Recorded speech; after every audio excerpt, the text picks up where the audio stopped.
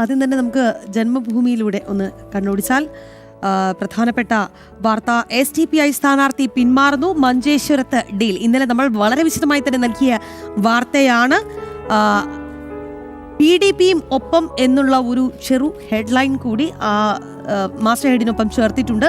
BJPക്കെതിരെ Congress deal ഭാഗമായി കാസർഗോഡ് മഞ്ചേശ്വരത്ത് SDPI സ്ഥാനാർത്ഥിയെ പിൻവലിക്കാൻ നീക്കം. BJPക്ക് ശക്തമായ സ്വാധീനമുള്ള മണ്ഡലത്തിൽ NDA സ്ഥാനാർത്ഥി മുൻ സംസ്ഥാന അധ്യക്ഷൻ K. സുരേന്ദ്രനാണ്. BJPയെ പരാജയപ്പെടുത്തണമെന്നും അതിനാൽ വോട്ടുകൾ ഭിന്നിക്കരുത് എന്നുമുള്ള UDFന്റെ പ്രത്യേകിച്ച് കോൺഗ്രസിന്റെയും ലീഗിന്റെയും നിർദ്ദേശം പരിഗണിച്ചാണിത് എന്നുള്ള കാര്യമാണ് ആ വാർത്തയിൽ പറഞ്ഞിരിക്കുന്നത്.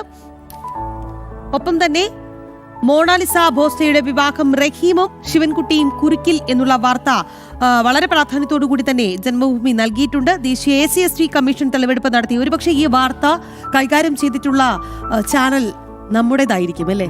കാരണം ഈ വാർത്ത ഒരുപക്ഷെ മറ്റിടത്തും കാണാൻ സാധിക്കുകയില്ല. ഈ ഒരു SST കമ്മീഷൻ കേരളത്തിലേക്ക് എത്തി, ക്ഷേത്രത്തിൽ അടക്കം എത്തി വിവരശേഖരണം നടത്തിയിട്ടുണ്ട്. ജനം TV വളരെ വിശദമായി ആ വാർത്ത നൽകി. അതോടൊപ്പം തന്നെ ഇതിന്റെ ഫോളോ അപ്സും ഈ ദിവസം വരുന്നുണ്ട് എന്നുള്ളതാണ്. ആ വാർത്തയുടെ ഫോളോ അപ്സ് അറിയാൻ വേണ്ടി പ്രേക്ഷകർ ജനം TVക്കൊപ്പം തുടരുക. ഇനി ഉൾപേജുകളിലേക്ക് പോയി കഴിഞ്ഞാൽ തീർച്ചയായും തെരഞ്ഞെടുപ്പ് വാർത്തകൾക്കായി പേജുകൾ മാറ്റി വെച്ചിട്ടുമുണ്ട്. പശ്ചിമേഷ്യൻ സംഘർഷവുമായി ബന്ധപ്പെട്ടുള്ള വാർത്തകൾ ഉണ്ട്. അനന്തപുരിയിൽ ക്ലാസിക് പോരാട്ടം എന്നുള്ള വാർത്ത ഉണ്ട്. അതോടൊപ്പം തന്നെ ശ്രീലേഖയുടെ സ്ഥാനാർത്ഥിത്വത്തോടുകൂടി വട്ടിയൂർക്കാവിന് ഒരു താര പദവി കൈവന്നിട്ടുണ്ട് എന്ന കാര്യവും ജന്മഭൂമി നൽകിയിട്ടുണ്ട്. ശരി, മനോരമയിലേക്ക് വന്നാൽ മനോരമയ്ക്ക് ഇന്ന് ശരിക്കും പറഞ്ഞാൽ 3 മുഖപ്പേജാണ്. ഏറ്റവും മുന്നിൽ ഒരു വലിയ പരസ്യം. രണ്ടാമത്തെ പേജിൽ ട്രംപിനെ തള്ളി ഇറാൻ, യുദ്ധം സമാധാനം അകലെയോ എന്ന വാർത്ത. മൂന്നാമത്തെ പേജിൽ അതും ഒരു പ്രധാനപ്പെട്ട മുഖപ്പേജ് പോലെ തന്നെയാണ്. ചുട്ടുപഴുത്ത് യെല്ലോ, ഉയർന്ന താപനില മുന്നറിയിപ്പ് വീണ്ടും 12 ജില്ലകളിൽ യെല്ലോ അലർട്ട് എന്ന വാർത്ത വളരെ പ്രാധാന്യത്തോടെ മനോഹരമായി അത് അടുക്കി വെച്ചിട്ടുണ്ട്. കൃത്യമായൊരു പേജ് ചെയ്തിട്ടുണ്ട്. സംസ്ഥാനത്ത് വീണ്ടും ഉയർന്ന താപനില മുന്നറിയിപ്പ്. വയനാട്, ഇടുക്കി ഒഴികെയുള്ള 12 ജില്ലകളിൽ കേന്ദ്ര കാലാവസ്ഥാ വകുപ്പ് യെല്ലോ അലർട്ട് പ്രഖ്യാപിച്ചു. വയനാട്, ഇടുക്കിയും വളരെ തണുപ്പുള്ള 2 ഇടങ്ങളാണ്. അവിടെ പോലും ചൂടാണ്, പക്ഷേ യെല്ലോ അലർട്ട് പ്രഖ്യാപിച്ചിട്ടില്ല എന്നേ ഉള്ളൂ.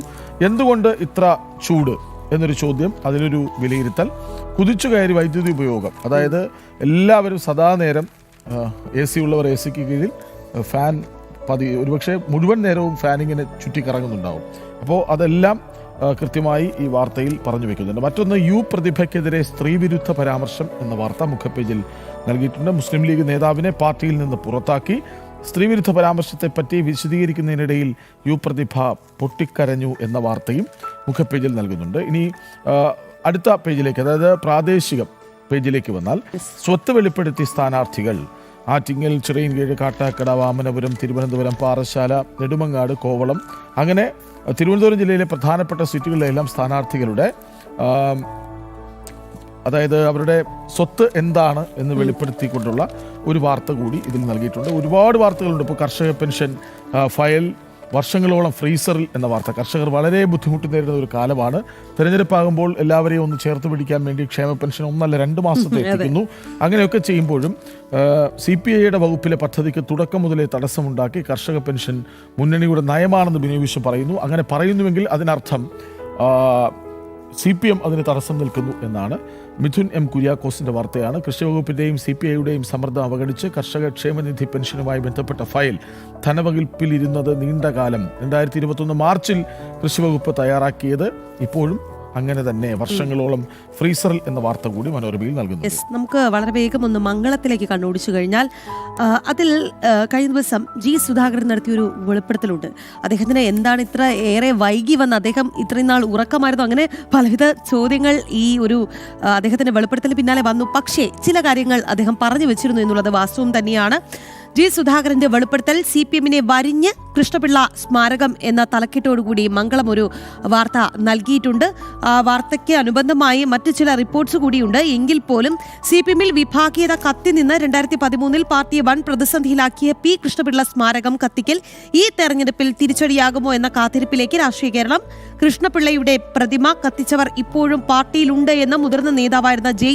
സുധാകരന്റെ വെളിപ്പെടുത്തൽ CPM-ന് കനത്ത ആഘാതം ഉണ്ടാക്കിയേക്കും. മുഖ്യമന്ത്രി പിണറായി വിജയനെയും മന്ത്രി സജി ചെറിയാനെയും സംശയത്തിന്റെ നിഴലിലാക്കിക്കൊണ്ടുള്ള സുധാകരന്റെ തുറന്നുപറച്ചിൽ രാഷ്ട്രീയ കേരളത്തെ ഞെട്ടിച്ചു എന്നുള്ളതാണ് ആ വാർത്ത. അതിന്റെ ഒരു സൈഡ് വാർത്തയായി അവർ നൽകിയിട്ടുണ്ട്. കൃഷ്ണപിള്ളയെ സുധാകരൻ ആക്ഷേപിക്കുന്നുവെന്ന് സജി ചെറിയാന്റെ പ്രതികരണം നൽകിയിട്ടുണ്ട്. ഒപ്പം തന്നെ കൃഷ്ണപിള്ള സ്മാരകം തകർക്കപ്പെട്ട സംഭവത്തിൽ സുധാകരൻ ആ രാത്രി സജി ചെറിയാൻ എങ്ങനെ പെട്ടെന്ന് സ്ഥലത്തെത്തി എന്ന ചോദ്യമാണ് അവർ തലക്കെട്ടായി നൽകിയിരിക്കുന്നത്. മുഹമ്മ കണ്ണർക്കാട്ടെ P. കൃഷ്ണപിള്ള സ്മാരകം തകർക്കപ്പെട്ട സംഭവത്തിൽ CPM നേതൃത്വത്തെ വെട്ടിലാക്കുന്ന വെളിപ്പെടുത്തലുമായി CPM മുൻ നേതാവും മുൻ മന്ത്രിയും അമ്പലപ്പുഴയിലെ UDF പിന്തുണയുള്ള സ്വതന്ത്ര സ്ഥാനാർത്ഥിയുമായ സുധാകരൻ സ്മാരകം തകർത്ത രാത്രി സജി ചെറിയാൻ എങ്ങനെയാണ് പെട്ടെന്ന് സ്ഥലത്തെത്തിയത് എന്നാണ് അദ്ദേഹത്തിന്റെ ചോദ്യം. ഒരു ചാനൽ തെരഞ്ഞെടുപ്പ് പരിപാടിക്കിടെയായിരുന്നു അദ്ദേഹത്തിന്റെ ആ പരാമർശം വന്നത്. എന്തായാലും ആ ഒരു ചോദ്യം അദ്ദേഹം ബാക്കി നിർത്തിയിട്ടുണ്ട്. എങ്ങനെയാണ് സജി ചെറിയാൻ പെട്ടെന്ന് തന്നെ സ്ഥലത്തെത്തിയത് എന്നുള്ള ചോദ്യം അവശേഷിപ്പിച്ചുകൊണ്ട് ആ ഇന്റർവ്യൂ വലിയ രീതിയിൽ ചർച്ചയാകുന്നുണ്ട് എന്നുള്ളത് വസ്തുത തന്നെയാണ്. മാതൃഭൂമിയിലേക്ക് വന്നാൽ മാതൃഭൂമിയിൽ മുഖപ്പേജിൽ US-ന്റെ ഉപാധിക്ക് ഇറാന്റെ ബദൽ എന്ന വാർത്ത. US-ന്റെ 15 പദ്ധതി തള്ളി, പകരം 5 ബദൽ മുന്നോട്ട് വെച്ചു. നിങ്ങൾ പറയുന്നതല്ല, ഞങ്ങൾ പറയുന്നത് നിങ്ങൾ കേൾക്കൂ എന്നാണ് അമേരിക്ക പറയുന്നത്. മറ്റൊന്ന്, മെറ്റയ്ക്ക് പിഴ 3524 കോടി രൂപ എന്ന വാർത്തയുണ്ട്. ഉൾപേജിലേക്ക് വന്നാൽ കൂടുതൽ സൈനികരെ പശ്ചിമേഷ്യ സംഘർഷത്തിൽ വിന്യസിക്കാൻ US തയ്യാറാകുന്നു എന്ന വാർത്തയുണ്ട്. ഉൾപേജിൽ ഏറ്റവും കൂടുതൽ വാർത്തകളും തെരഞ്ഞെടുപ്പ് സംബന്ധിയായ വാർത്തകളാണ്. ആരോപണ പ്രത്യാരോപണങ്ങൾ, വിവാദങ്ങൾ ഒക്കെയും അതിലേക്ക് വരുന്നുണ്ട്. FCRA രജിസ്ട്രേഷൻ ഇല്ലാത്തതിനാൽ സംഘടനകളുടെ ആസ്തികൾ സർക്കാരിന് എന്ന വാർത്തയുണ്ട്. കായികം പേജിലും സമഗ്രമായി തന്നെ മാതൃഭൂമി പതിവ് പോലെ വാർത്തകൾ നൽകിയിട്ടുണ്ട്. ഓൾ ഇന്ത്യൻ ക്യാപ്റ്റൻസ് എന്ന് പറഞ്ഞിട്ട് IPL-ലെ 19ാം സീസണിന് മുന്നോടിയായി ക്യാപ്റ്റന്മാരുടെ ഫോട്ടോഷൂട്ടിന് അണിനിരുന്ന താരങ്ങളെ വെച്ചൊരു ചിത്രവും കൊടുത്തിട്ടുണ്ട്. അപ്പോൾ നമുക്ക് 8:29 സമയമാകുന്നുണ്ട്. ഏതായാലും ഇതൊക്കെയാണ് ഇന്നത്തെ പത്രങ്ങളിലെ പ്രധാനപ്പെട്ട വാർത്തകൾ. പ്രേക്ഷകർ ഒരുപക്ഷെ പലരും വായിച്ചിട്ടുണ്ടാകും. ചിലരൊക്കെ തിരക്കിലായിരുന്നത് കാരണം TV ഒന്ന് ഓൺ ചെയ്ത് വെച്ചിട്ട് മറ്റ് പ്രവൃത്തികൾ ചെയ്യുകയും